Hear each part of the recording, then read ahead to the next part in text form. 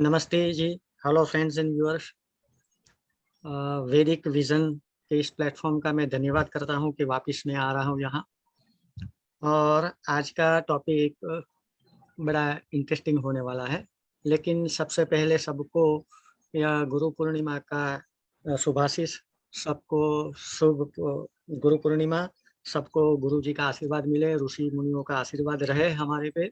ऐसी प्रार्थना से हम शुरुआत करेंगे आज का वीडियो का सेशन। अभी ये सेकंड पार्ट है। अगला पार्ट हमारा आ गया था 3 लाइफ के 3 नक्षत्र। तो एक नक्षत्र हमारा इस जन्म का एसेंडेंट का, पास्ट लाइफ का जन्म का नक्षत्र और फ्यूचर लाइफ का जन्म नक्षत्र, ये तीनों हमने देखा। सब ग्रहों के लिए ऐसे 3 नक्षत्र का समूह बना के हम प्रेजेंट, पास्ट और फ्यूचर लाइफ का चार्ट बना सकते हैं। वो हमने डिस्कशन कर लिया है फर्स्ट पार्ट में। अभी हम आज जो डिस्कशन करने जा रहे हैं वो है एक माइलस्टोन माना जाएगा मेरे ख्याल से। इट इज माय व्यू कि भाई हम टू डेट कर सकते हैं। प्रेजेंट लाइफ का तो हमें पता है, लेकिन वहीं से हम पिछले जन्म में कौन से टाइम में कब पैदा हुए थे और अगले जन्म में कब पैदा होंगे, बीच में कुछ हमारी भोग योनि है क्या, कौन सी योनि में जा सकते हैं, कौन सी योनि में हम फिर सकते हैं, और या तो फिर इस जन्म से पहले कौन सी योनि में थे, कौन से भोग योनि में थे और ह्यूमन बर्थ हमारा कब था। ये सब हम निकाल सकते हैं। ये एक मेरा प्रयास है और इसे आप मेथड के रूप में ले सकते हैं। पहली बात ध्यान में रखने वाली ये बात है कि हमारे पास 3 लाइफ के 3 नक्षत्र है जी। ये बात बड़ी अच्छी तरह से हमको ध्यान में। तो यहीं पे मैं बोल देता हूँ एक जो इम्पोर्टेंट बात है, बहुत बड़ी। It is very important to cast past life chart और फ्यूचर लाइफ चार्ट। हमारा जो शरीर है after death it turns into खाक में मिल जाती है, लेकिन फॉर्मलेस साउल और कर्मा इम्प्रिंट है वो सूर्य और चंद्र के पास रहता है। तो यहाँ आपको जर्नी ऑफ द साउल समझना पड़ेगा, उसके लिए बहुत सारा मटेरियल है। लेकिन यहाँ इंपॉर्टेंस दिया गया है कर्मा इम्प्रिंट मून को और साउल, फॉर्मलेस साउल यानी कि सन, और गुरु है इथर एलिमेंट, आकाश तत्व, डिवाइन, डिविनिटी। एसेंडेंट है आपका चैतन्य। तो यहाँ से हम ये समझते हैं कि भाई आपके हृदय में जो स्थूल, आपके शरीर में जो स्थूल हृदय है वो चंद्र है, वो चौथा भाव है उसका कारण। जो भगवान अंश है, जो आत्मा है, वो भगवान का अंश है, हमारे शरीर में आया है, वो साउल है, वो 5th हाउस है। शायद फलदीपी का सारावली में ये मिल जाएगा, साउल आत्मा को 5वां भाव। और जो साउल में चैतन्य शक्ति है, जो प्राण है हृदय में, वो है एसेंडेंट। और जो परम परमेश्वर है, परम पिता है, सुप्रीम साउल जो है, वो है 9th हाउस, परम परमेश्वर। तो इस प्रकार से आप देखोगे तो यहाँ हमारे ऋषि मुनियों ने सूर्य और चंद्र को महत्व दिया है कि वहां से आप देखो कौन सी राशि में है, कहाँ से आए। ये आप सब क्लासिक का, होरा का आप अभ्यास करोगे तो आपको मिल जाएगा। अलग अलग किताबों में अलग अलग है, प्रीनाताल एडोब है, BPHS में, सब में ये तरीके से मिला है। तो ये ध्यान में रखना है कि भाई सूर्य चंद्र को इम्पोर्टेंस दिया गया है। ये एक बात हो गई। अभी हमारे पास 3 नक्षत्र है, ये दूसरी बात हो गई। अभी तीसरी बात ये है कि भाई सबसे पहले इस जन्म में हमने कौन से कर्म को भुगता है या उसका एक्सपीरियंस कर रहा है या करने वाले हैं इस जन्म में। हमारे रिलेशनशिप कैसे आपस में सबके साथ, ये पहले आपको प्रेडिक्ट करना पड़ेगा, लिख के रखना पड़ेगा, और फिर उसको पास्ट लाइफ के साथ कंफर्म करना पड़ेगा। एक चीज को इधर कंफर्म किया, दूसरी चीज को उधर से कंफर्म किया, ऐसा नहीं है। एक ही चार्ट लोगे तो आपको सब कुछ वहां से मिल जाना चाहिए। पास्ट लाइफ का चार्ट अगर आप कास्ट करते हो तो इस जन्म के जो भी रिलेशन है, जो भी व्याधि है, जो भी कुछ है, आपको वो वहीं से आपको मिल जाना चाहिए। ऐसा है। बड़ा बड़ा छोटी छोटी चीज तो हम खैर भूल जाते हैं, लेकिन जो भी कुछ बड़ा बड़ा इवेंट होता है वो आपको मिलना चाहिए।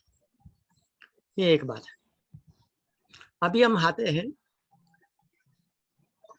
एक मेन टॉपिक पे कि भाई हम कैसे पता चले कि इस जन्म में तो हमें ह्यूमन बर्थ मिला है। It is rarest of the rare, बहुत दुर्लभ है। मनुष्य का जन्म मिलना बहुत दुर्लभ होता है, और वो एक जुडिशियस चांस है हमें मिला हुआ है। तो जब हमारे होली कर्म, यानी कि हमारे जो पुण्य कर्म है और हमारे जो पाप कर्म है, वो हमने भुगत लिए हैं और इक्वल हो गए हैं, और होली कर्म का अपर हैंड है, तब हमें ये मनुष्य का जन्म मिला है। तो हम इस जन्म से पीछे जाएंगे तो हम डायरेक्ट मनुष्य जन्म ही मिला है ऐसा जरूरी नहीं। किसी एनिमल योनि में भी होंगे, योनि में होंगे, तो वो कहाँ से पकड़ेंगे? तो इसके लिए हमें वियोनि चैप्टर में जाना। होरा शास्त्र में आप जातक पारिजात ले लीजिए, बृहद जातक ले लीजिए, सारावली या दिफल दीपिका में भी है, सब में है कि वियोनि जन्म कैसे है। तो वहां से हमें पूरा वियोनि जन्म नहीं लेना है, वहां से हमको सिर्फ मनुष्य योनि कौन सी है, कौन सी राशि को दी गई है, वो हम लेंगे तो हमारा शायद काम बन जाएगा। तो यहाँ से मेरे पास है, यहाँ भी है, चलो मैं फाइल शेयर कर लेता हूँ। जी। फाइल शेयर आ गया, ओके, हाँ ये रहा फाइल, आ गए? Yes yes, okay. तो यहाँ से हम लेंगे वियोनि चैप्टर, आप देख सकते हो कि भाई मनुष्य योनि कौन सी है, राशि को दी हुई है, और वियोनि कौन सी राशि को दिया है। ये जातक पारिजात से लिया है मैंने, थोड़ा बहुत डिफरेंस हो सकता है, आप उनके हिसाब से दे सकते हो, किसी भी क्लासिक को पकड़। तो यहाँ सबसे पहले जो एरिस साइन है वो गोट रैम, यानी कि क्या बोलते हैं उसको, बकरी बोलते हैं, यस।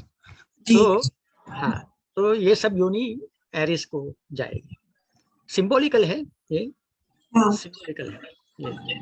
आप उसमें ऐड कर सकते हो, कारकांश में दिया हुआ है कि भाई चूहा भी इसमें आ सकता है, कैट भी आ सकते हैं, तो आप अपने अपने अपने हिसाब से आप उसको एडजस्ट कर सकते हो। यहाँ मैंने जातक पारिजात बतलाया, आप उसमें पक्षी भी ऐड कर सकते हो, उसका भी विविध ग्रंथों से आपको विवरण मिल जाएगा, तो पक्षी भी ऐड कर सकते हो आप।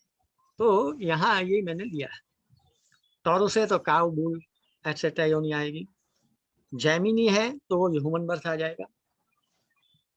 कैंसर साइन है तो एक्वा क्रिएचर्स है, क्रैब और एक्वा क्रिएचर्स आ जाएंगे सब। लियो है तो लायन, टाइगर, वुल्फ, ऐसे बिस्ट टाइप एनिमल्स आ जाएंगे। विर्गो है तो ह्यूमन बर्थ आएगा। लिब्रा है तो ह्यूमन बर्थ आएगा। स्कॉर्पियो साइन है तो स्कॉर्पियो, रेप्टाइल्स एक्सेट्रा आएगा। ये कैसे लेते हैं वो मैं समझाता हूँ बाद में, पहले ये समझ लेते हैं।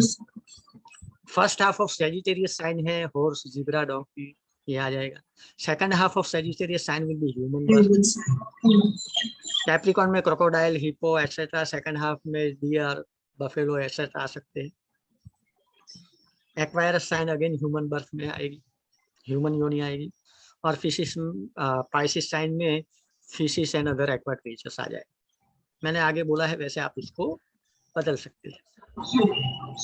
ये एक बात हो गई, ठीक है।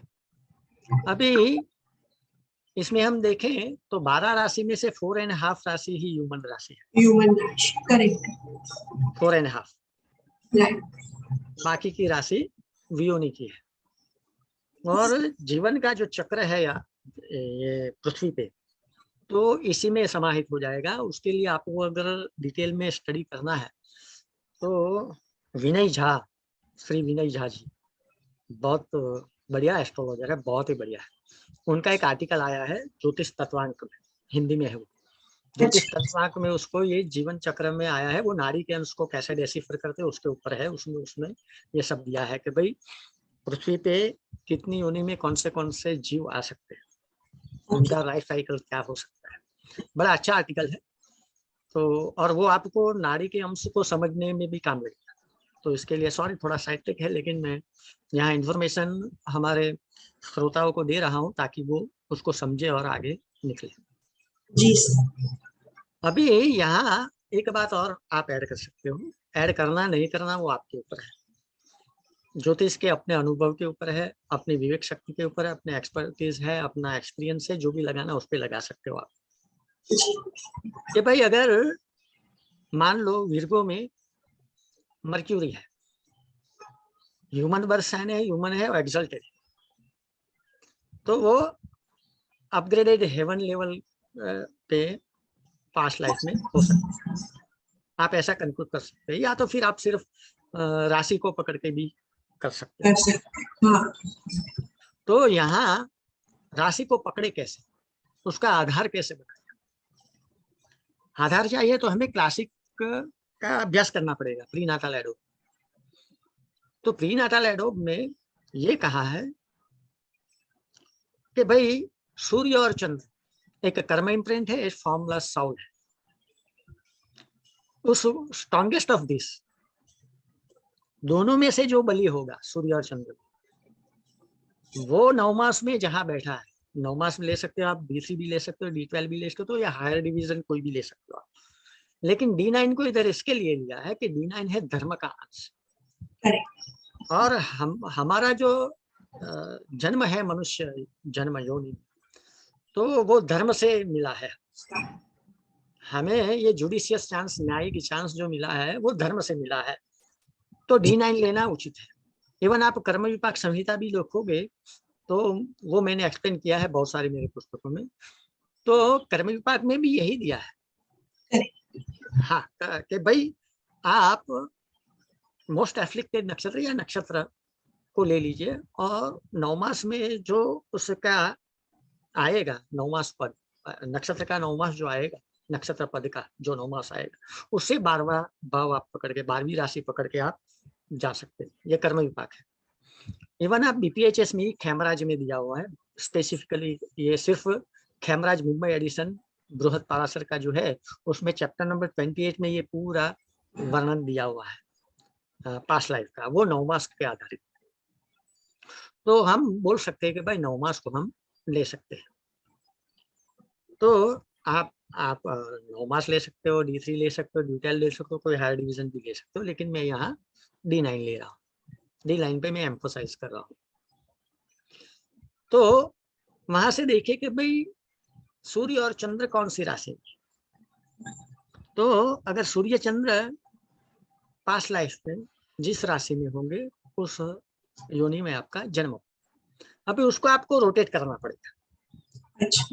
क्योंकि अगर सूर्य, समझ लो आपको कैंसर साइन में बली है, सूर्य और चंद्र में से सूर्य बली है और सूर्य कैंसर साइन में, तो इसका मतलब ये हुआ कि भाई ये नेक्स्ट पास्ट लाइफ था उसका इमीडिएट, वो एक्वाकल्चर क्रैब वो योनि में था, फिर लोअर आएगा तो लायन योनि में गया और फिर ह्यूमन बर्थ मिला। ठीक है, ये आगे जा सकते हो, हम पीछे भी जा सकते हैं। जैसे कैंसर साइन, ये फ्यूचर लाइफ के लिए, पीछे जाएंगे तो पास्ट लाइफ मिलेगा। आप 12 हाउस ले सकते हैं, 9th हाउस ले सकते हैं, 5 हाउस ले सकते हैं, 8 हाउस ले सकते हैं, आप तो जो भी लेना है ले सकते हैं। उसमें आप बहुत सारे ऑप्शंस नेचुरली दिए हुए शास्त्र में, तो हम ले सकते हैं, हम ना नहीं बोल सकते। तो यहाँ अगर हम ज्यादातर क्लासिक्स को या भृगु संहिता या नाड़ी ग्रंथ को देखें तो ज्यादातर 12 हाउस को लिया जाता है। और दूसरा जो इम्पोर्टेंट बात यह है कि भाई 8वां भाव भी आपका कार्मिक डेप्थ है। तो 8वां भाव भी बोला है BPHS में कि भाई आपको ले सकते हो 8वां भाव पास्ट लाइफ के लिए, उसमें मना नहीं कर सकते। ये सबसे पहले मैंने मेरी बहुत पहली किताब थी उसमें लिखा था।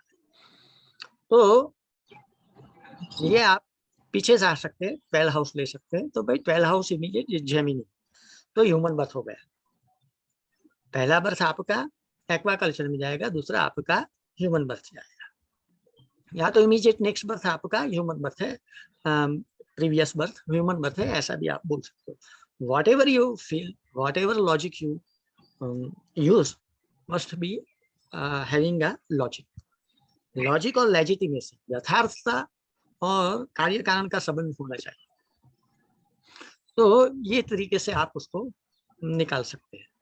अगर उसमें आप कोई प्लैनेट बैठा है तो उसको कैसे यूज करना है वो आप उसको डेसिफर कर सकते हो। लेकिन यहाँ मैंने आपको एक ब्रॉड आइडिया दी कि भाई कैसे जाते हैं। अभी कौन से टाइम में हुआ है जन्म, ये तो हमें योनि मिल गई, ठीक है। ये हमें योनि मिल गई कि भाई योनि में था, ये योनि में था। इसी से हम ये भी डिफर कर सकते हैं कि भाई कौन सी योनि में था। जैसे ह्यूमन बर्थ मिला है तो एरिस होगी तो क्षत्रिय, टॉरस होगी तो वैश्य, तो शूद्र, और कैंसर होगा तो ब्राह्मण, ठीक है। ये भी हम डिराइव कर सकते हैं इसी पे जी। इसी पे से हम कौन सी दिशा में जन्म हुआ है वो भी कर सकते वो भी कर सकते, लेकिन उसका पता है पूर्व, दक्षिण, पश्चिम और उत्तर, 1 2 3 4, तो ये सबको पता है, ये बेसिक है। लेकिन ये भी कर सकते हैं, और उसके अलावा हमारे पास दूसरा भी रास्ता है कि कैसे करेंगे। अच्छा। तो यहाँ अब हमारा सवाल ये है कि भाई पिछला जो हमारा जन्म हुआ है वो कौन से साल में हुआ या कौन से पीरियड में हुआ, कुछ तो हमें पता चलना चाहिए जी। तो यहाँ क्या हुआ है, यहाँ जो मैंने मेथड ली है वो 120 ईयर्स यानी कि maximum longevity of human Saul वो लिया है 120, ठीक है। अगर सूर्य आगे बोला, सूर्य आगे बोला मैंने, वैसे सूर्य कर्क राशि में है 120 साल, जुमिनी है जैमिनी में है, ह्यूमन बर्थ में है आ गया तो 120 प्लस बाद उनका ये जन्म ह्यूमन बर्थ में हो जाएगा। ये 120 क्यों लिया है उसका मैं लॉजिक देता हूँ आगे, लेकिन ये हम पकड़ सकते हैं। और फिर डिग्री वाइज उसको दे सकते हैं कि भाई जैमिनी कितने एसेंडेंट में था या कितने राशि में या कितने नक्षत्र में, सब उसके ऊपर से आप निकाल सकते हो 120 का 1 डिग्री का शायद 4 ईयर्स यानी कि 30 ईयर्स का 120 ईयर्स हो सकता है, ऐसा कुछ आप सकते हैं। थोड़ा कॉम्प्लेक्स होगा लेकिन जैसे जैसे आप आगे जाते हो आपका कॉन्सेप्ट क्लियर होता जाएगा। ये 120 साल में लिया। अभी 120 साल क्यों लिया, ठीक है। इंपॉर्टेंट बात यह है कि 120 साल हमने क्यों लिया। तो यहाँ बहुत सारा विवरण है, मैं नहीं देता हूँ जी। 120 साल मैंने क्यों लिया, यहाँ ये है कि भाई 120 साल लेने का मुझे कठोपनिषद याद आया। कठोपनिषद में यम और नचिकेता का संवाद है कि यम जी को प्रार्थना करता वरदान देने के लिए बोला था, तो नचिकेता ने बोला था कि भाई मैं आपके पास से ये आध्यात्म की जो विद्या है वो ले लूं, उसके बाद मैं जब पृथ्वी पे जाऊं तो मेरे फादर मुझे हैप्पीली रिकॉग्नाइज करे और मुझे एक्सेप्ट करे, ठीक है। तो हमें पता है कि time in a deep space is different than what is on the earth. पृथ्वी का जो समय है और डीप स्पेस का समय उसमें अंतर हो सकता है। हमारे शास्त्र में भी लिखा है कि भाई पितरों का अर्थ का 1 दिन यानी कि पितरों का 1 महीना या ऐसा विवरण, अलग अलग विवरण है। लेकिन जब पृथ्वी पे हम आते हैं, हमारा ह्यूमन साउल पृथ्वी आएगा तो पृथ्वी के अनुसार उसकी गणना होगी, ऐसा ये इंडिकेट कर रहा है कठोपनिषद। तो इसे ध्यान में रख के मैंने 120 साल लिए है कि भाई इट इज अ मैक्सिमम आपका आयुष्य का मैंने लिया है साल। इसमें 9 ग्रह भी आ जाते हैं तो ये 120 कंफर्टेबल है, लॉजिकल है। तो 120 साल में आप बहुत सारी योनि में घूम सकते हो कि भाई आप कैंसर साइन में है, मैंने जैसा आगे बोला, तो क्रैब में आ सकते हैं, एक्वाफिशन में, अनेक प्रकार के योनियों में घूम के फिर आप ह्यूमन बर्थ में गए थे पिछले साल। तो यहाँ एक बात एक है ध्यान रखने वाली कि भाई इमीडिएट हमारा human birth previous past life का ह्यूमन बर्थ हो भी सकता है, नहीं भी हो सकता है। इसी तरह से फ्यूचर में भी हम ह्यूमन बर्थ ही पाए या लिबरेशन फाइनल पाए या अध्यात्म की ओर जाए, जाते जाते हम मोक्ष को पाए, ऐसा जरूरी भी नहीं है। भोग जोन भी मिल सकती है, हायर लेवल का हमारा ह्यूमन साउल हायर लेवल पे भी जा सकता है। देखिए वो आपके कर्म के ऊपर आधारित रहता है। तो ये जो आपका कर्म है इसके ऊपर सब आधार रखता है, क्या कर्म किया क्या। तो सबसे पहले मैंने बोला कि आपकी इस लाइफ में कौन से कर्म आपने एक्सपीरियंस किए है, क्या क्या आपने एक्सपीरियंस किया है, वो आपको डिलाइन पहले प्रिडिक्ट करके रखना पड़ेगा। साथ रिलेशनशिप कैसे है, क्या है, वो सब रखना पड़ेगा। बाद में आप उसकी अगर कोई पास्ट लाइफ का रीडिंग मांगता है तो ये एक मेथड है कि भाई कौन सी योनि में थे, फिर कब था आपका, कब जन्म हुआ था। 120 अभी यहाँ 120 साल तो हमने ले लिया, ठीक है। हमें पता चल गया कि भाई हमारा पिछला जन्म यही योनि में और उससे 120 बाद या 180 साल के बाद हमारा ह्यूमन बर्थ हुआ था। तो वो नक्की कैसे करें, ठीक है। तो हमें यहाँ वो 3 पास्ट वाले जो नक्षत्र है वो यहाँ हमें काम, ठीक है। तो ये बड़ा सुंदर है, इसको हम एडॉप्ट कर सकते हैं। तो इसके लिए हम क्या करेंगे, हमें एक टाइम पीरियड पता चल गया है कि भाई इतने टाइम के पहले हमारा जन्म हुआ है। अब मैंने आगे बोला ना कि चंद्र कर्म इम्प्रिंट है और स्थूल हृदय को रिप्रेजेंट करता है, जो शरीर में स्थूल हृदय है उसको रिप्रेजेंट करता है। तो चंद्र का नक्षत्र पकड़िए और उस पे से पास्ट लाइफ का ले लीजिए। एसेंडेंट हमारा चैतन्य शक्ति है, प्राण है, ठीक है, वो पकड़िए, वो तो पकड़ना ही पड़ेगा, उसके बिना नहीं चलेगा। फिर आएगा साउथ 5th हाउस का, सूर्य का, और फिर आएगा 9वां भाव परम परमेश्वर कारक है गुरु, वो जीव कारक भी हम बोलते हैं। तो ये जो 4 है, स्पेस बॉडी, एसेंडेंट, सूर्य, चंद्र और गुरु, इनमें से कम 2 आपको मिलने चाहिए। जब आप 120 के टाइम पीरियड में उसको फ्रेम करोगे तो आपको वो 4 में से कम 2 मिल जाएगा। 3 वेल एंड गुड, 4 मिल गया तो it is a divine blessings, ठीक है। You are on a correct life path of determining the past life. तो ये पूरा मैंने आपको संक्षिप्त में बता दिया होता है। अभी बहुत सारी कॉम्प्लेक्सिटी आएगी जब आप चार्ट देखोगे। इतना जो जैसे थियरी मैंने समझा इतना इजी नहीं है, इतना इजी नहीं है, नहीं सर। आप कोई समझते रहता है मैं कर लूंगा, तो इतना इजी नहीं, नहीं ठीक है। सर। बहुत प्रैक्टिस करनी पड़ेगी जी। आप। अभी मैं ये रेडी है ये किताब, लेकिन बहुत सारा थोड़ा सा काम बाकी है, तो मैं उसको अभी रिलीज नहीं कर पाऊंगा। तो आपको जो मैं यहाँ समझाऊंगा उसे समझ लेंगे तो बड़ा अच्छा है। 2-3 चार्ट बनाए हैं, इसमें से ये future, current, past and future तीनों लाइफ का चार्ट मेरे बनाया, ठीक है। ठीक है, जो हमने थियरी समझाई उसको हम इम्प्लीमेंट करते हैं, कैसे इम्प्लीमेंट, ठीक है। बहुत सारे कॉम्प्लेक्सिटी आएंगी।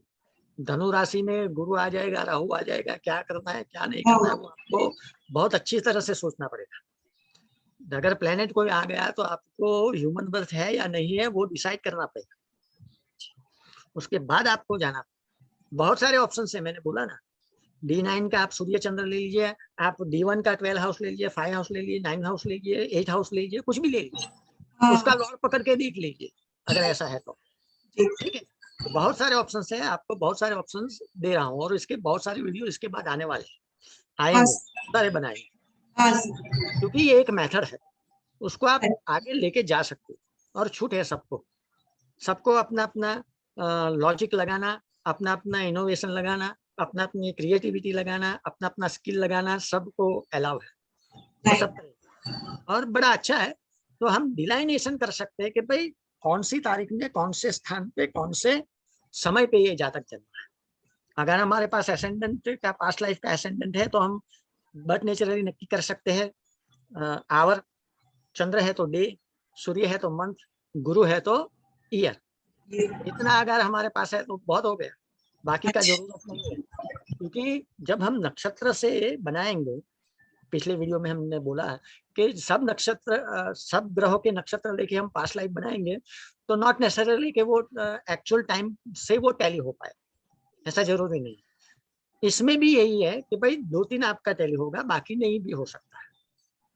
ओके, क्योंकि 4 में से आप 2 टैली कर लोगे तो भी आपका काम बन जाएगा। गुरु को टैली करोगे तो बहुत बढ़िया होता है, क्योंकि वो परमेश्वर का अंश है। हमारा जो साउल आया है वो कहाँ से आया है? परमेश्वर के अंश के से आया है। तो सूर्य भी ह्यूमन साउल है, जो मैंने बोला ना उसमें पिछले वीडियो में 3 नक्षत्र वाला, उसमें भी ये बहुत काम लगेगा आप जैसे जैसे आगे चलते जाओ। तो यहाँ ये पास्ट लाइफ रीडिंग के लिए आया था चार्ट, वही ले रहा हूँ और कुछ नहीं बोल सकता हूँ। लेकिन सबसे पहले हमें करंट बर्थ का कर्म का रिजल्ट देखना पड़ेगा। उसमें भी हमें देखना पड़ेगा कि भाई कोई कर्स फैक्टर है या कुछ है या कुछ हो सकता है कि नहीं, ये भी देखना पड़ता है। ये मैंने मेरा फर्स्ट बुक था वो विजन ऑफ कर्मा रिजल्ट, उसमें ये कर्स फैक्टर दिया है। फर्स्ट, सेकंड हाउस का कर्स, थर्ड हाउस का कर्स, फोर्थ हाउस का कर्स, फिफ्थ हाउस का कर्स, ये सब दिया हुआ है। तो यहाँ ये जातक का एरीज एसेंडेंट है। 5 दिसंबर 1972 का उनका जन्म है। और ये मैंने बर्थ चार्ट दिया है, 9 मास दिया है और सब डिग्री नक्षत्र दिए हुए हैं। ये पाराशर लाइट का है। तो अभी करंट बर्थ का कर्म रिजल्ट देखिए। ये एक्चुअल में मैंने उसको दिया था और शायद मेरे ख्याल से दिसंबर जनवरी में आया था इसी साल। तो यहाँ सबसे पहले आपको, हमारे पास 2 तरह के क्लाइंट आते हैं। एक ऐसा बोलता है कि भाई आप एसेस करके दो मुझे, मैं देखूंगा कि आप सही है कि नहीं जी। दूसरा आते हैं सीधे क्वेश्चन लेके आते हैं कि भाई आप, ये क्वेश्चन है मेरा, ये इस प्रकार से मुझे इसमें देखना है मेरा पास्ट लाइफ का क्या कर। ज्यादातर क्वेश्चन लेके आते हैं और कई बार आपको बिना क्वेश्चन लिए आते भी मिलेंगे। तो उसमें आपको अगर कोई क्वेश्चन नहीं किया है तो इसका मतलब ये है कि he is testing your proficiency, ये टेस्टिंग योर एफिशिएंसी। तो ये ध्यान में रखना है कि बहुत आपके पास समय है तो आप उसको कर पाओगे आहिस्ता आहिस्ता। वैसे अभी तो कुछ ट्रेंड भी है ना, ऑनलाइन टेलीफोनिक कुछ हो रहा है ना, बहुत चलता है आजकल। डायरेक्ट टेलीफोन पे आपको जवाब देना पड़ता है विद इन 1-2 मिनट 3 मिनट्स में, आपको 5 मिनट का कुछ वो सब बहुत सारे बहुत चलता है। वो भी अच्छा है आपके स्किल को डेवलप करने के लिए, लेकिन आप पहले उसमें पूरा माहिरत हासिल करना पड़ता है, फिर बाद में जाता है। क्योंकि 2 पार्ट है ना कर्म का। सॉरी, एक टॉपिक ले लेता हूँ अगर एक ही नहीं, कोई बात नहीं, सॉरी की कोई बात। तो यहाँ एक मैं टॉपिक ऐड करता हूँ, बड़ा अच्छा है। गुरु पूर्णिमा का पर्व है तो समझ लेना सब, ये हमारे जो ज्योतिष मित्र है, इसके लिए स्टूडेंट है, मित्र है, जो भी कह लो आप, हम भी विद्यार्थी हैं। तो यहाँ एक बड़ा इंटरेस्टिंग टॉपिक में ले रहा हूँ कि भाई ये ज्योतिष जो है ना, उसके 2 पार्ट है। एक संकीर्ण पार्ट है और एक संकीर्ण यानी कॉम्प्लेक्स, और दूसरा पार्ट है निश्चय पार्ट, तो एसर्टेन समथिंग। ये 2 पार्ट है। वो कहाँ से लिया है? ये आपको बीपीएचएस हिंदी एडिशन खेमराज और वाराणसी के ऐसे देते हैं ना, गणेश दत्त पाठक, उसमें दूसरा पार्ट जो शुरू होता है उसमें पहले ही ये लिखा है कि भाई ज्योतिष का 2 पार्ट है। जैसे वेद के 2 पार्ट है वैसे ज्योतिष के 2 पार्ट है। एक पार्ट है कॉम्प्लेक्स और दूसरा है संकीर्ण। संकीर्ण और निश्चय। निश्चय यानी कि हमें कुछ डिसीजन लेना है, जिसे हम डिसीजन ले सकते हैं, ये पार्ट। अच्छा। वेद में भी 2 पाठ है, एक पाठ है कर्म और दूसरा पाठ है ज्ञान। तो वेदांत जो है वो ज्ञान पाठ है और बाकी का जो पाठ है वो कर्म पाठ है। वो कर्म पाठ को देखने की जो विद्या है वो ज्योतिष है। तो पुराने जन्म में कर्म था, तो कर्म क्या है? तो कर्म है ये अपना यज्ञ कर्म, उसको पहले सत्कर्म में गिना जाता, उसको भी कर्म में गिना जाता। बाकी जो आप कर्म करते थे उसको सत्कर्म में नहीं गिना जाता था। तो यज्ञ कर्म में बहुत सबसे प्राधान्य था। तो उसको देखने का, वो उसका फल कैसा होगा, वो विधि विधान आपको कल्पशास्त्र से मिलेगा, लेकिन कैसे करना है, कब करना है और इसका परिणाम क्या होगा, सफल होगा या विफल होगा, ये सब देखना है। तो उसके लिए त्रिकाल दर्शक ऋषि मुनि थे उस टाइम पे, तो वो देखते थे। फिर आया हमारा दूसरा कि भाई उसके लिए हम ज्योतिष को हम दूसरी तरह से उसका उपयोग करने लगे। जैसे जैसे समय आगे बढ़ता गया वैदिक के बाद, वैसे वैसे उसका डेवलपमेंट होता गया। तो जब ज्योतिष आप सीखोगे तो आपको वेदांत पढ़ना पड़ेगा। वेद को अगर आप पढ़ोगे गुरुकुल से, हम जो मेरी परंपरा है, तो पहले हमको वेद सीखना है। सबसे पहले आपको वेद पढ़ना पड़ेगा। करेक्ट। नमस्ते रुद्रमन्य नमः, ऐसा करके हमको शिक्षा के साथ पढ़ना पड़ता है। पहले लकी हूं मैं कि मैं पढ़ा था। उसके बाद आपको कल्पशास्त्र पढ़ना, आप जो भी पढ़ोगे, लेकिन कल्पशास्त्र यानी कि फादर के साथ जाना पड़ता है। शादी करवाते हैं या कुछ भी करवाते तो जाना पड़ता है, कोई आके पूछेंगे तो वो सवाल का जवाब देना पड़ता है। तो ये सब पहले सीखना पड़ता है। आपको स्टडी भी करना पड़ता है, स्टडी भी आपकी हेम्पर नहीं होनी चाहिए, तो स्टडी भी करता है, ये भी करना पड़ता है। तो वेद पढ़ने के बाद, कल्पशास्त्र पढ़ने के बाद ज्योतिष आता है। तो ज्योतिष का जो संकीर्ण और निश्चय पाठ है, वहां आप आसानी से पहुंच सकते हो, आप समझ सकते हो क्या क्या बोल रहे हैं। तो यहाँ संकीर्ण पाठ कौन सा है और निश्चय पाठ कौन सा है? सॉरी, मैं थोड़ा सा टाइम ले रहा हूँ, माफ करना सर प्लीज, बहुत थैंक यू आपको। ये भी बात जरूरी है, अगर लोग समझे, जो लोग आज एकदम इंस्टेंट एस्ट्रोलॉजी सीखते हैं और बस प्रेडिक्शन सिखाओ, ऐसा तो नहीं होता एस्ट्रोलॉजी में। आपको अच्छे से सब कुछ समझना चाहिए। और सर को तो इतने सारे years of experience and so many years, तो हमारा सौभाग्य है सर, आप ये भी सीखना बहुत जरूरी है। तो यहाँ मैं कह रहा था कि भाई संकीर्ण पाठ क्या है। तो संकीर्ण पाठ ये है कि राशि के गुणधर्म, भाव के गुणधर्म, ग्रह के गुणधर्म, योग और ये जो सब कुछ दिया है वो संकीर्ण पाठ है। ठीक है। आयुष्य का निर्णय, ये सब संकीर्ण पाठ, उसको आपको मास्टर करना पड़ेगा। मास्टर नहीं करना पड़ेगा, आपको याद रखना पड़ेगा कहाँ अच्छे से, क्या दिया हाँ, है, कहाँ करेक्ट। क्या दिया है। जरूरी नहीं कि सब कुछ याद हो जाए आप, हाँ, हर एक ग्रंथ आप तो याद नहीं कर सकते, लेकिन आपको पता होना चाहिए कहाँ क्या है, मुझे कहाँ क्या ढूंढना है। करेक्ट। ये संकीर्ण पाठ हो गया। अभी दूसरा जो पाठ है निश्चय पाठ। अभी ये संकीर्ण पाठ और निश्चय पाठ के बीच में जो सेतु है, उसका कनेक्शन का वो दशा है। वैसे दशा को लिया है संकीर्ण पाठ बीपीएचएस, लेकिन हाँ, मेरे ख्याल से वो सेतु है। आप संकीर्ण से निश्चय की ओर जाने के लिए आपको दशा दशा कनेक्ट करती है। कनेक्ट करना पड़ेगा। तो निश्चय पाठ क्या है? निश्चय पाठ में बहुत कुछ आ जाता है आपका। सबसे पहले अष्टक वर्ग गोचर, अच्छा। वर्षफल, अब्दचरी, प्रश्न, फिर आपका दशा प्रवेश, तिथि प्रवेश, ये सब निश्चय पाठ का एक पाठ है। जो अच्छा। आप संकीर्ण पाठ से, उसमें अगर संकीर्ण पाठ में योग में कुछ होगा, जन्मांग में कुछ होगा, तो वो फलित होगा। वो करेक्ट। फलित कब होगा, कैसे होगा, वो आपको दशा के जो सेतु है वहां से आप अष्टक वर्ग गोचर, वर्षफल, प्रश्नफल या इससे आप डेराइव कर सकते हो। तो यहाँ आपको ज्यादातर मेथड आपको मिल जाएगी। तो जब आपको ये मेथड मिल जाएगी तो आपका ये काम बहुत इजी हो जाएगा।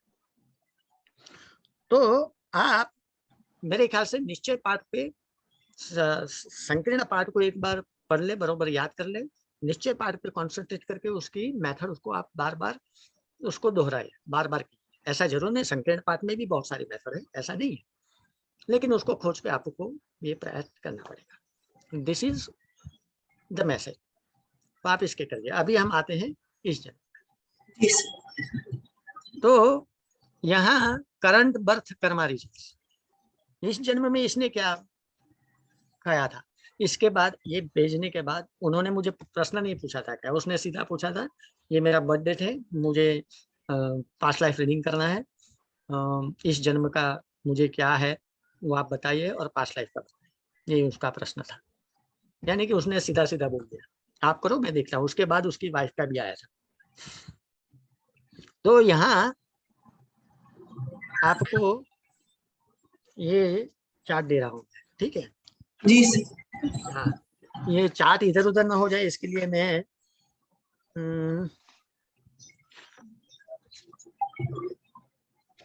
ये यहीं रखता हूँ, ताकि क्या होता है कि आप सबको ये चार्ट दिखे। ये चार्ट दिखेगा तो समझ में आता जाएगा जैसा जैसा मैं correct.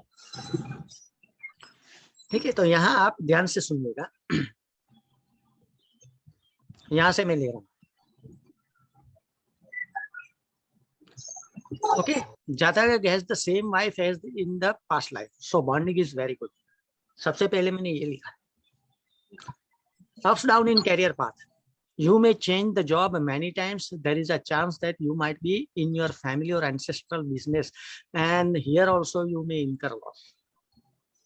You may have all comforts in your life but dissatisfaction may prevail, days may have hampered your day.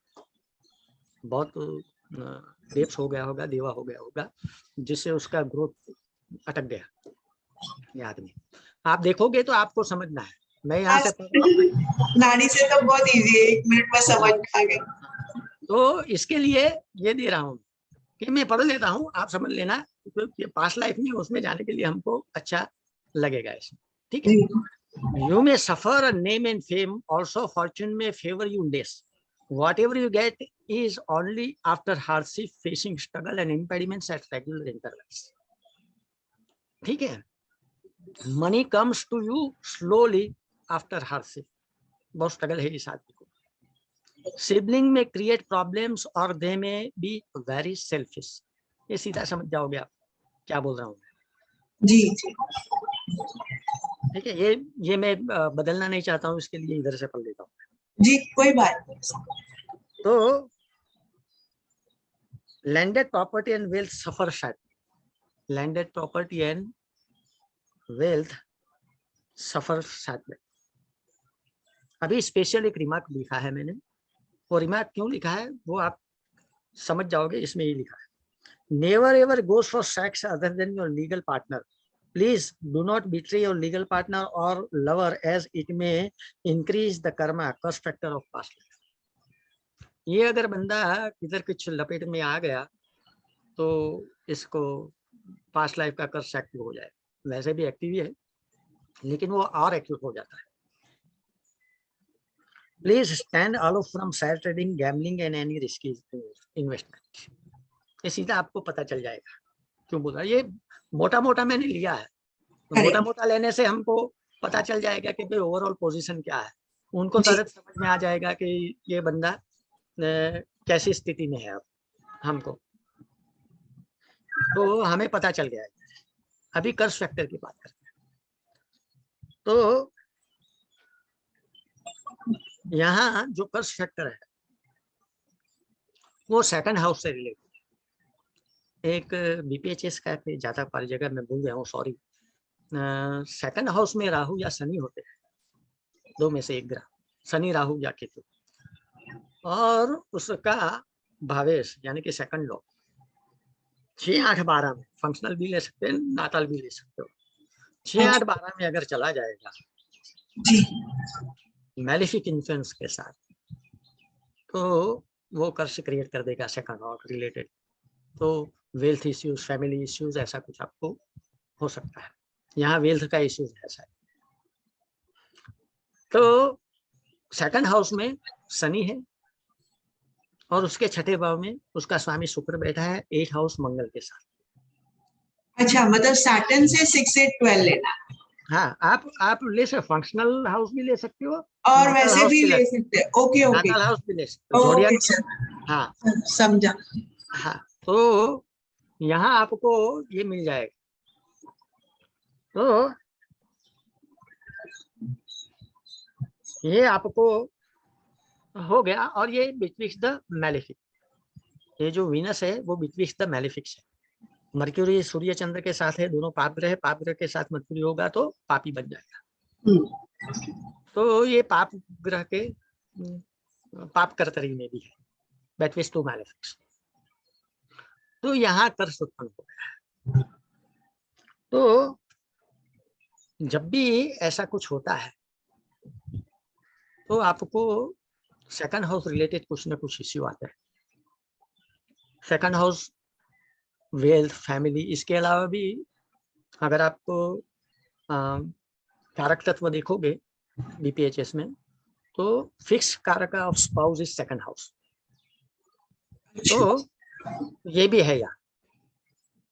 तो कहीं ना कहीं कुछ ना कुछ आपको सेकंड हाउस रिलेटेड इश्यूज मिलेंगे, तो उसको कर, उसका रेमेडी क्या है? चलो मैं यहाँ ले लेता हूँ, सॉरी ये आउट ऑफ क्वेश्चन है लेकिन याद आ गया।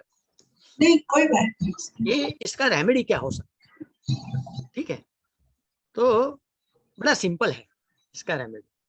ठीक है, आप 159 से कुछ पकड़ लो या इसी को पकड़ लो। जब भी दो दो दो दो बता देता हूँ, जब भी शनि या राहु दूसरे भाव में आते हैं और उसका स्वामी 6-8 बार में जाता है, अफिक्शन में है, तो आपको ये साप की निवृत्ति लेके भगवान सत्यनारायण का व्रत करना चाहिए। अच्छा। हाँ, अभी हर गुरुवार को करो, हर मंगलवार करो, हर शुक्रवार करो, या पूनम के दिन करो, या संक्रांति के दिन। पूनम में च संक्रांतो मासी मासी व्रतम च, ये विधान है उसका, जी आप कर सकते हो। जी। दूसरा, अगर फिफ्थ हाउस से लोगे तो सुबह जल्दी उठ के ब्रह्म मुहूर्त में आपको गायत्री मंत्र का जप करना पड़ेगा, तब शुभ होगा। ठीक है, फिफ्थ हाउस का सूर्य है, सूर्य 8वें भाव में है, तो सुबह उठ के आपको ब्रह्म मुहूर्त में उठना पड़ेगा जी। ये कर्म विपाक का है। हाँ जी। वहां आपको गायत्री मंत्र का जप करना है ब्रह्म मुहूर्त। हाँ ओके। ब्रह्म मुहूर्त में आप करोगे तो उसका बड़ा अच्छा फल।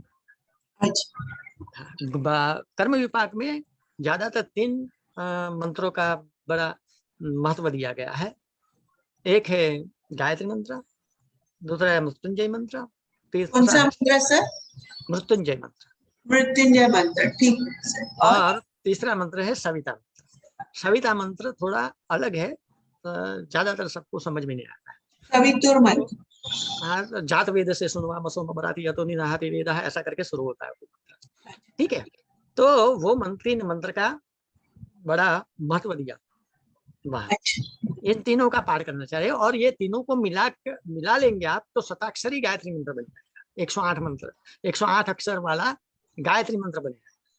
अच्छा। तो वो बहुत ज्यादा प्रेत का बहुत पावरफुल हो जाए। हाँ, ऐसा अगर हो जाता है, बहुत एक्यूट हो जाए, अगर ये बहुत एक्यूट होगा, बचाने वाला कुछ तो नहीं। फिर सपोज गायत्री मंत्र 108 बार करने का, मृत्युंजय मंत्र 108 बार करने का, नहीं, सवितुर नहीं, एक 10 माला करनी पड़ेगी ब्रह्म मुहूर्त। रोज 10 माला? आप पकड़ लीजिए, रविवार पकड़ लीजिए, अच्छा, सूर्य एक का दिन है। बैठ के करना। हाँ, एक दिन, वीक में एक दिन, जब आपको छुट्टी मिले तब। कलयुग है ना, कलयुग हाँ। में नहीं है, नहीं खाएंगे क्या? ठीक है, और कलयुग में तीनों उसी दिन करने चाहिए, तीनों संडे को बैठ के करने चाहिए, भले आपको देखना मतलब पड़ेगा कोई कि भी एक कौन। डे पे, मतलब जैसे। हाँ, नहीं, आपको देखना पड़ेगा कौन सा ग्रह है, कौन सा इंटरेक्ट कर रहा है, क्या कर रहा है, हाँ हाँ, मैं उसी तो हिसाब से वो मंत्र आएगा। जी जी जी। अभी तक मैंने सिर्फ 2 आदमी को ये शताक्षरी मंत्र, ये तीनों का मिला के 108 मंत्र का होता है, वो सिर्फ 2 आदमी को अभी तक दिया है, सजेशन किया, ओके। वरना ज्यादातर इससे काम चल जाता है। गायत्री जी मंत्र से, मृत्युंजय मंत्र से 10 माला करोगे तो ये हमारा एक एक्स्ट्रा क्या हो गया, पाथ हो गया। हम थोड़ा हाईवे से उतर के चले गए थे, अभी वापस हाईवे पे आ जाए। तो ये सेकंड हाउस का कर्स हो गया, सॉरी। अभी हम आएंगे पास्ट लाइफ के। पास्ट लाइफ को हम कैसे डिटरमाइन? तो सबसे पहले तो हम एसेंडेंट नक्की कर लो। ठीक है, चारों के ascendant, present life of ascendant is in भरनी नक्षत्र, 4 है। ठीक है, तो पास्ट लाइफ का मूल 4 आएगा, मैं यहाँ बता देता हूँ। ठीक है, ऊपर जी। जाके, ताकि पूरे 108 चरण का मैंने लिया हुआ है। ये कौन सा है? 40वां पेज है ना। थोड़ा लंबा हो जा रहा है, लेकिन फिर भी ये कोई बात नहीं, इसमें कोई कि आप सब इसको समझ पाए अच्छी तरह से। ये रहा पास्ट एंड फ्यूचर लाइफ नक्षत्र। प्रेजेंट लाइफ का तो हमारे पास है ही। हाँ जी। भरणी नक्षत्र लास्ट में आएगा। ये रहा भरणी 4, भरणी 4 नक्षत्र है। उत्तराषाढ़ा 4, ये फ्यूचर का है और मूल 4 है वो पास्ट इसका है। शुक्र के से पहले केतु आएगा ना नक्षत्र का सब। जी जी। तो इसको यहाँ मूल 4 लिया है। ठीक है, इस प्रकार से आपको सब प्रेजेंट फ्यूचर पास्ट तीनों का दिया हुआ है। अच्छा। इसको आपको निकालना पड़ेगा। सबसे पहले ये निकाल के लाना पड़ेगा। उसका रेफरेंस भी मैंने दिया हुआ है, वापिस दे रहा हूँ यहाँ, अगर किसी ने से छूट गया है तो। ये बुक नंबर 1 चंद्रकला नाड़ी, श्लोका नंबर 436 437 है सर, 436 या 37 देख लेना। और चंद्रकला नाड़ी में सागर पब्लिकेशन का जो आर संथानम एडिशन है उसमें से श्लोक लिया है। तो यहाँ से आपको ये मिल जाएगा। आपको मेहनत करनी पड़ेगी ये बनाने के लिए। 108 चरण बनाने के लिए आपको शायद 1-2 घंटा लग जाएगा, लेकिन अगर ये बन गया तो आप पीछे जा सकते जब भी चाहो तब। ठीक है जी। तो यहाँ इस प्रकार से मैंने एक ही बताया, इस प्रकार से आप सब कुछ ले सकते। कौन सा नंबर है? 40 का नंबर 40। हाँ, वो वैसे तो F5 करके जा सकते हैं, लेकिन मैं ठीक है यहीं से जा रहा हूँ। ओके, आ गया। बहुत सारा उसमें दिया हुआ है मैंने थियोरेटिकल पार्ट। बहुत सिस्टमैटिक वर्क है आपका। तो यहाँ एसेंडेंट भरनी 4 है, तो ये रखता हूँ मैं, तो सबको अच्छा लगेगा। भरनी 4 है तो यहाँ करंट लाइफ का भरनी 4 है, तो पास्ट लाइफ का एसेंडेंट होगा मूल 4। मूल 4, हाँ, मूल 4 यानी कि धनु राशि। करेक्ट। ठीक है, इस प्रकार से आप पकड़ सकते हो। ये राशि क्यों बोली मैंने? क्योंकि आपको पकड़ना है प्लेस ऑफ बर्थ। इसके बाद अच्छा, अभी मून है अनुराधा 4 में है, हाँ जी करंट लाइफ में। तो पास्ट लाइफ का आएगा पुनर्वसु 4। पुनर्वसु 4। ठीक है, शनि से पहले गुरु दशाक्रम लिया है, और D9 का 5-9 रिलेशन कुछ लिया है। सब में बैठता नहीं है, लेकिन ज्यादातर यही है। जी जी।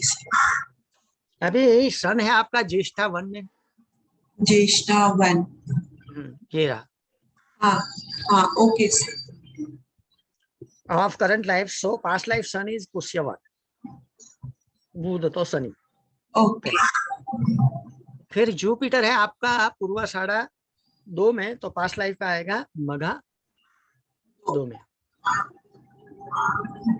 ठीक है,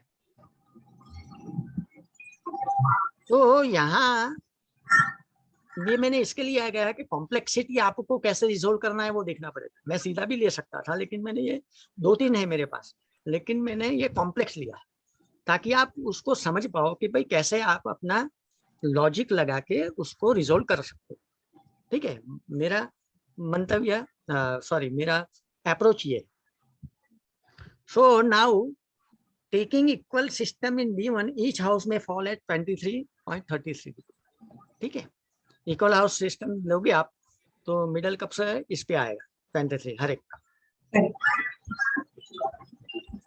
सो Sagittarius sign falls in second half of Jupiter। ठीक है, जो हम ले रहे हैं पास्ट लाइफ वो भी सेकंड हाफ में आए at 81+ डिग्री और something in D1। So second half of second half 2। तो सेकंड हाफ ये जो है सेकंड हाफ, वो मैंने आगे बोला था कि ह्यूमन बर्थ। सैजिटेरियस का second half human birth. Human. ठीक है, और सन यहाँ क्या है देखो, चंद्र नीच का है, राहु के साथ है, छोड़ देते। अच्छा, उसका स्ट्रेंथ देखे बिना हम छोड़ सकते। नीच का है, एक्लिप्स है, तो जो वीक है उसको छोड़ दीजिए। छोड़ दीजिए, राइट। और स्ट्रांग है सूर्य, तो उसको पकड़ लिए, वो सजिटेरियस सेकंड में हाँ, है। ओके। तो अब उसको करे क्या? तो उसको देखो गुरु कहाँ है। तो गुरु D1 में कहाँ है? सैजिटेरियस, सजिटेरियस में राहु के साथ। राहु के साथ, जी। ठीक है, राहु आप चांडाल पकड़ सकते हो या दूसरे कुछ इंसेक्ट्स या कुछ भी योनि पकड़ सकते हो। ठीक हाँ, है, हाँ, ये मनुष्य नहीं हो सकता। नहीं। जैसे सेकंड हाउस मनुष्य आ सकता। तो इस प्रकार से आपको करना पड़ेगा। अगर आप यहीं भी देखोगे जुपिटर को 9 मास में भी, तो विर्गो साइन में है, लेकिन गुलिका के साथ। गुलिका मांदी को भी आप ले सकते हो, लेकिन यहाँ में ये जो सैजिटेरियस गुरु को हो वो D1 में ही पकड़ता हो। और 9th हाउस है, तो शायद वो पिछले जन्म में कुछ अन्य योनि में होगा, इसमें नहीं होगा। ठीक है, तो ये आ गया। अभी वहां से हमको 12 के घर पे जाना है।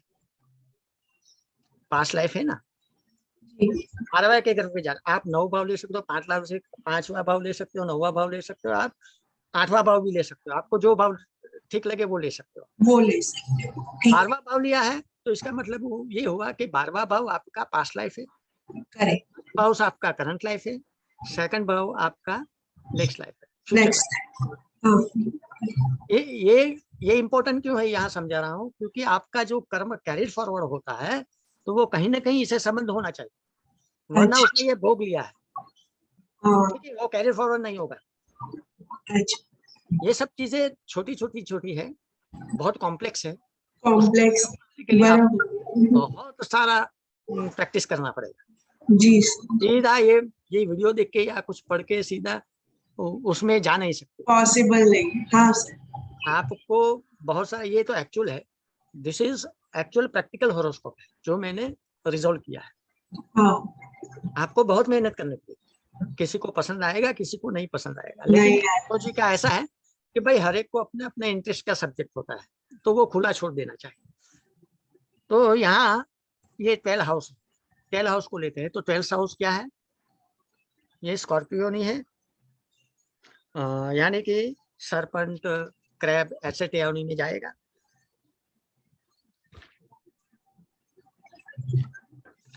तो नेक्स्ट 12 हाउस इज लिब्रा। तो ये ह्यूमन बर्थ है, समझ गए आप? तो पहला सैजिटेरियस, उससे हाँ, 12 स्कॉर्पियो, उससे 12वां लिब्रा। लिब्रा, तो लिब्रा में उसका जो राशि आएगी उस टाइम पे उसका ह्यूमन बर्थ होगा, अच्छा, पास्ट लाइफ। तो 120 120 120, ठीक है, अच्छा, 360 हो गया। 23 का 15 प्लस है तो 240 में 60 प्लस कर दो, तो 300 साल पहले इसका जन्म ह्यूमन में हुआ था। अच्छा, समझ गए आप? हाँ सर। ये मीन्स सैजिटेरियस हाफ ह्यूमन है, हाफ वो है, करेक्ट। तो लेकिन पास्ट लाइफ में नहीं, लेकिन क्या हुआ है कि जुपिटर राहु के साथ है साजी में, तो मे बी वो लाइफ में वो ह्यूमन नहीं है, तो इसके दूषित लिए। हो गया। हाँ, तो उसके बाद स्कॉर्पियो हम लोग ने 12th लिया, तो वो भी ह्यूमन नहीं है। तो नेक्स्ट ह्यूमन जो है वो लिब्रा साइन, और 120 का पकड़ के लेंगे तो इंटू 120 3 करने का तो 360 हो जाए। 360 में से, लेकिन 240 के बाद 23 डिग्री है, तो 300 के आसपास आपको ले सकते हैं। तो करेक्ट, यहाँ गुरु को और चंद्र को या सूर्य को मिलाने के लिए आपको 12-12 साल का गैप रखना पड़ेगा। गैप रखना, करेक्ट, करेक्ट, ठीक है, करेक्ट, हाँ आप जी। समझ लो इसको, रोटेशन को, गुरु के रोटेशन को हाँ, समझ। हाँ, जुपिटर को रोटेट करते रहने का जब वो इनके साथ मिले। हाँ, तो जी, यहाँ आपको मैंने पहले बोला था ना कि भाई कि इसका असेंडेंट मूला 4 में है, तो कौन सा राशि आ गया? धनु राशि आ गया। जी सर। ठीक है, धनु से चौथा, धनु से चौथा भाव कौन सा है? मीन राशि का। मीन राशि, मीन जी राशि। सर, जी सर। अभी यहाँ एक इंटरेस्टिंग बात है, समझ लो उसको। चंद्रकला नाड़ी में अगर आपका प्रसूति घर या आपका प्लेस ऑफ बर्थ मातृभूमि है ना, चौथा भाव मातृभूमि है ना, जी सर। तो चौथे भाव से प्रसूति घर, चौथे भाव से मातृभूमि आप नक्की कर सकते हो कौन सी दिशा में।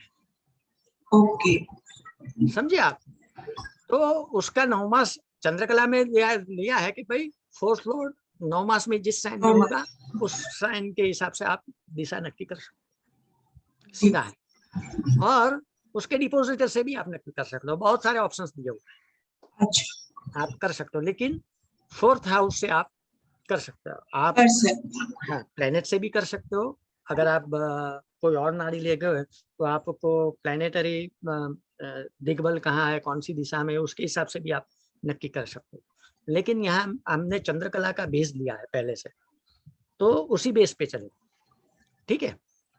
तो यहाँ हमें चौथे भाव में कुछ करने की जरूरत नहीं, गिनती करनी है। चौथे भाव में कौन सी राशि है? मीन राशि है। मीन राशि यानी समंदर। मीन राशि का अभी आपको ये समझ में आ गया कि भाई ये कुछ समंदर के नजदीक होगा। तो यहाँ आपको नक्की करना पड़ेगा। तो एक पहले तो आप एसेंडेंट को नक्की दीजिए और गुरु के नक्षत्र को नक्की कर लीजिए। ये नक्की कर लोगे तो आपको पास्ट लाइफ का चार्ट, यहाँ मैं अभी पास्ट लाइफ के चार्ट पे जा रहा हूँ, ठीक है। यहाँ मैंने लिखा है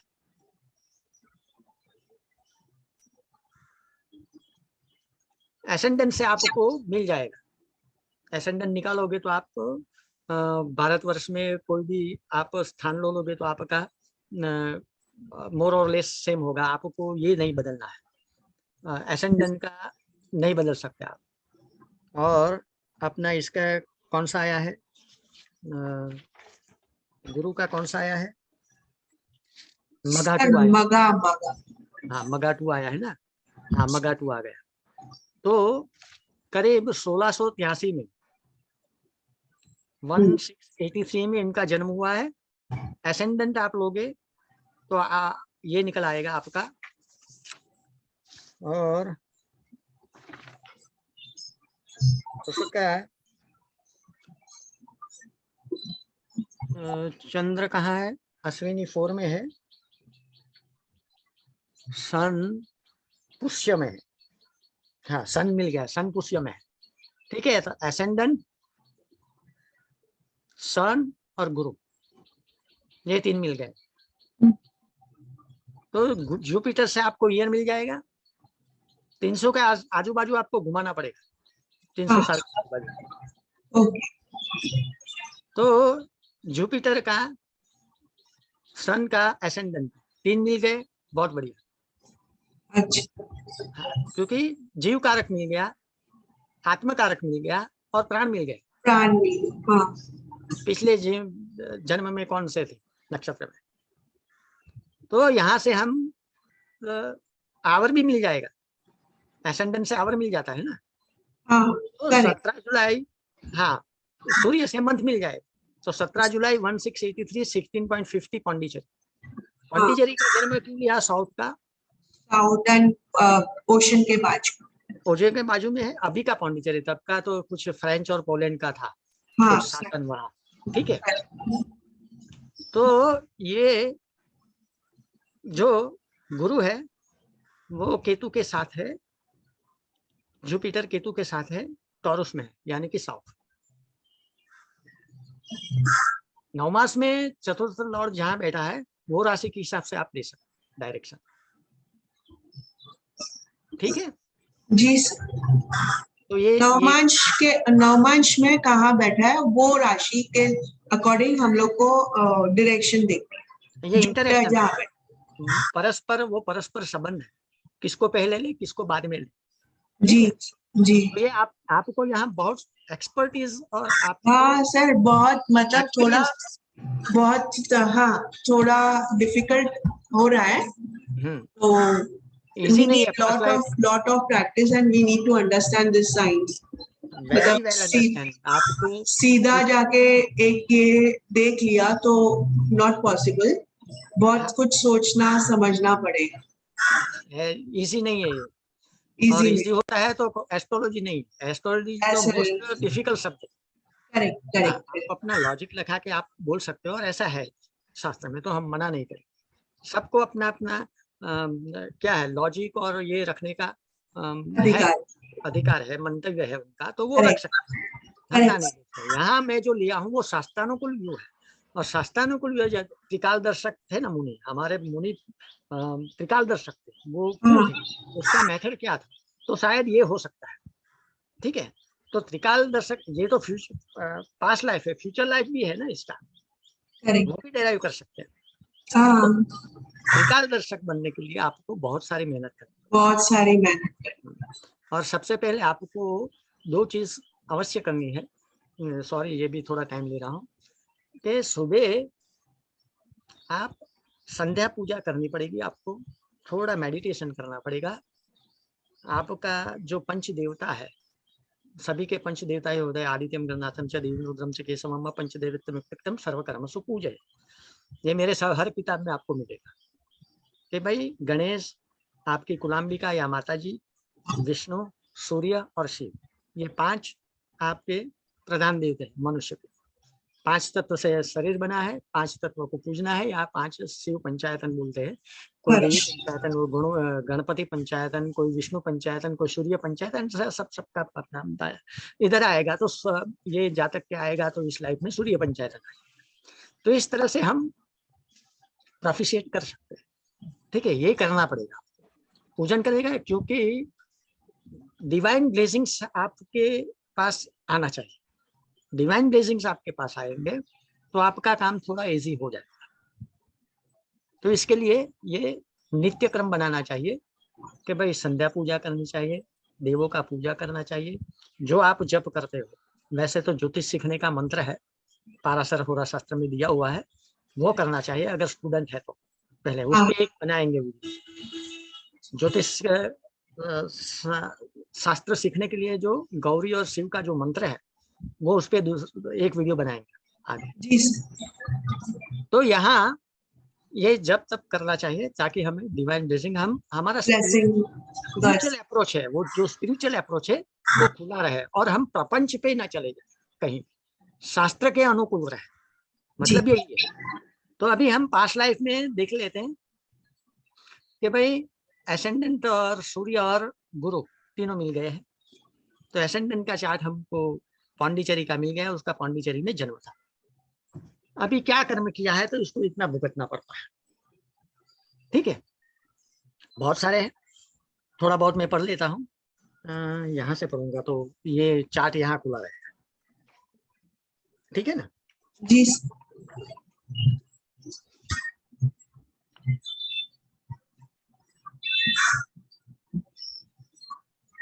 ठीक है।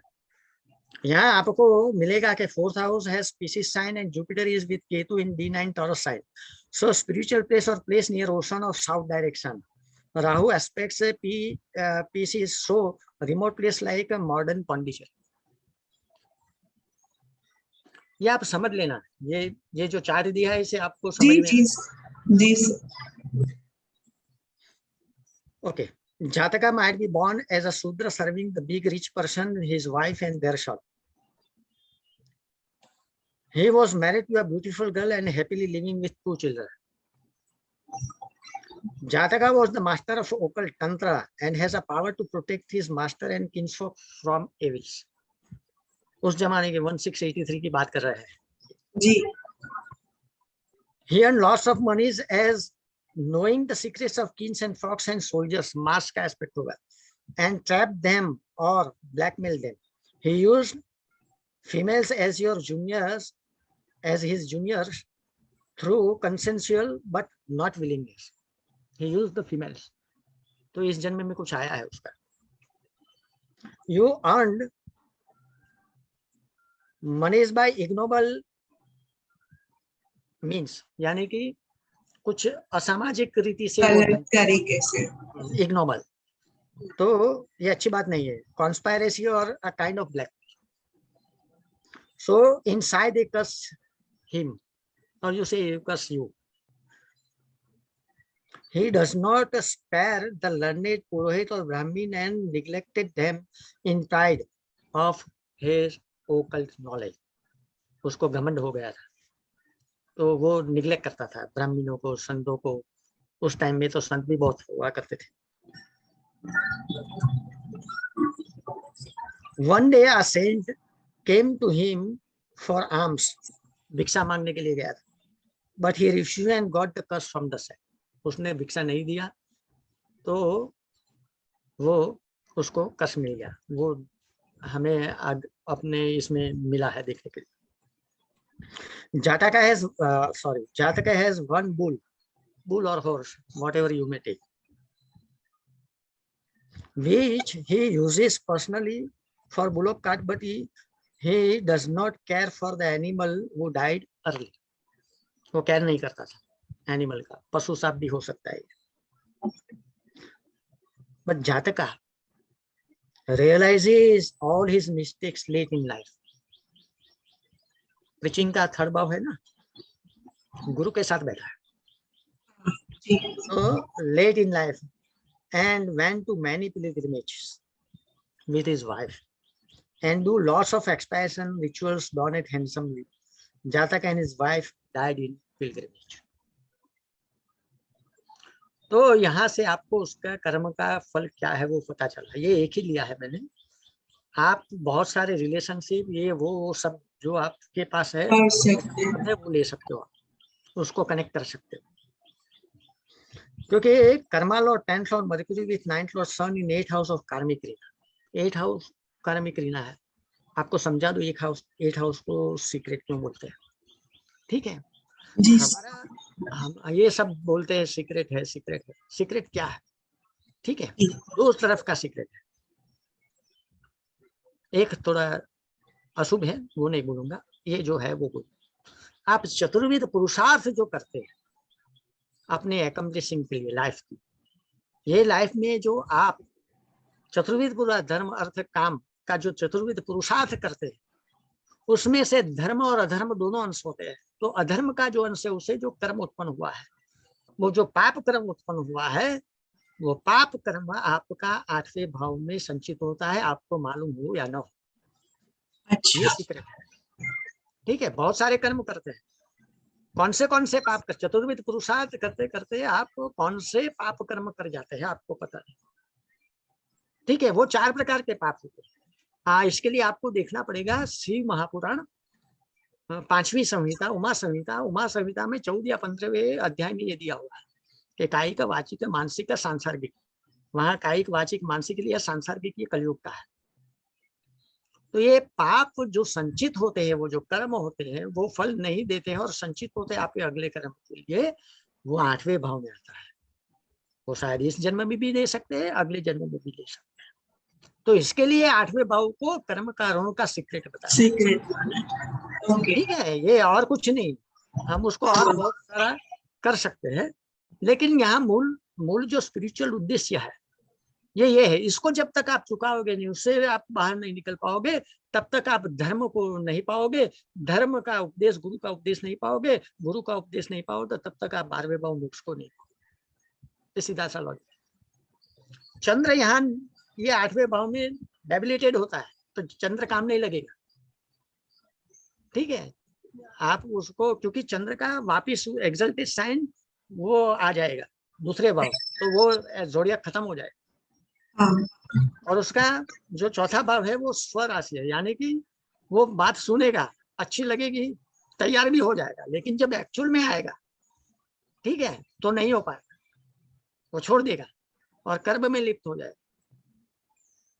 तो यहाँ ये समझ लेना कि ये कर्म कारण है, जब तक उसको निपटाओगे नहीं तब तक आपको मोक्ष नहीं मिलेगा। एक बात है। So Mercury and 8th house karmic arena, so this karma carried forward for the next life. ये ध्यान में रखना। नेक्स्ट लाइफ हम कैसे कुछ भी बोल सकते हैं कि भाई ये ये कर्म किया था आपका, तो ये कैरी फॉरवर्ड का कुछ नेक्सस होना चाहिए ना। कैरी फॉरवर्ड का अगर कुछ नेक्सस होगा तो ही वो जाएगा अगले जन्म में, वरना उसको जो भोग योनि मिलेगी, एनिमल की योनि मिलेगी, सर्प की योनि मिलेगी, या कुछ भी क्रैब की योनि मिलेगी, एक्वाकल्चर की, टाइगर, लायन, जो भी योनि मिलेगी उसमें उसको भुगतना पड़ेगा, वो भोग योनि है। आप जब कर्म विपाक संहिता पढ़ोगे ना, तो उसमें एक जन्म मनुष्य का है, फिर बाद में भोग योनि आती है, फिर मनुष्य का जन्म आता है। हाँ, तो कर्म विपाक आप पढ़ोगे तो आपको आइडिया आ जाएगा कि ये पूरा ये त्रिकाल दर्शन क्या है, जो भूतकाल का, वर्तमान काल का और भविष्य। तो बेस ये है, तो इस प्रकार से हम इसको ले सकते हैं। ठीक है, ये पास्ट लाइफ का। अभी हम इसी तरह से हम इस जन्म में आते हैं, क्या बोलते हो, फ्यूचर। हाँ, फ्यूचर में आते हैं। तो फ्यूचर लाइन में D9 में सन कहाँ है, एट थर्ड एक्वायर साइन। ठीक है, थर्ड एक्वायर साइन है ना, हाँ, 2 3 एक्वायर साइन मनुष्य का है, ह्यूमन बर्थ का है।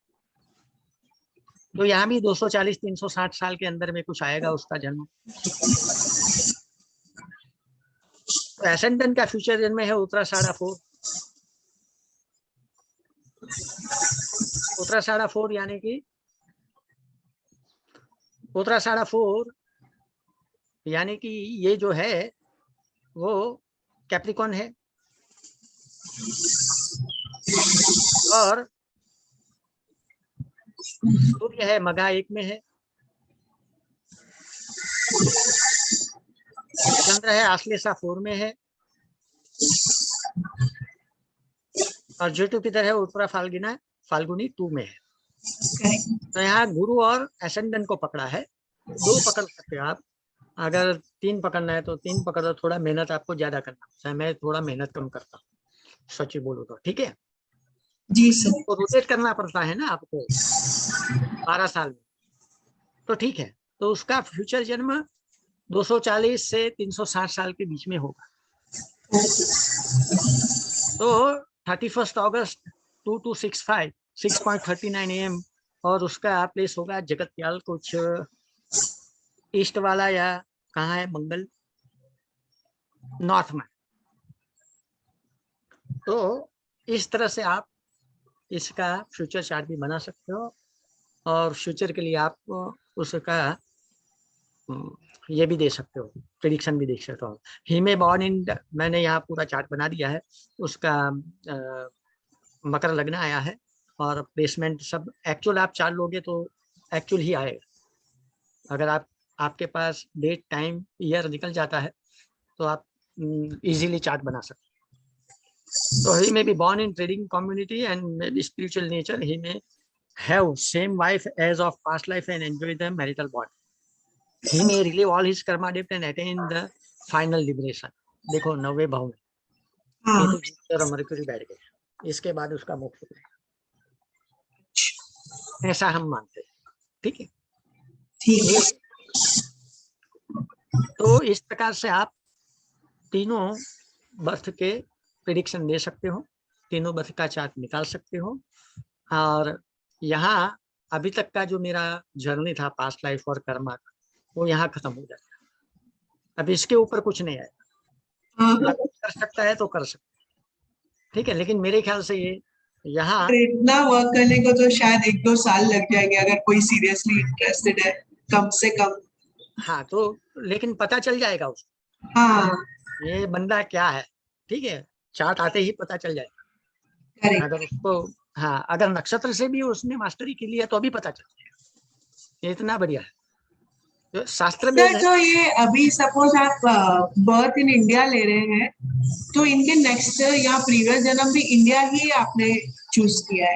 नहीं, हो सकता है अगर गुरु साथ, राहु या केतु साथ होते हाँ, वो एक मतलब तो आप फॉरेन कंट्री भी हो सकता है। आप ले सकते हो। वो पहले नक्षत्र वाला में लिया था ना, न्यू जर्सी न्यूयॉर्क, हाँ, वो करेक्ट।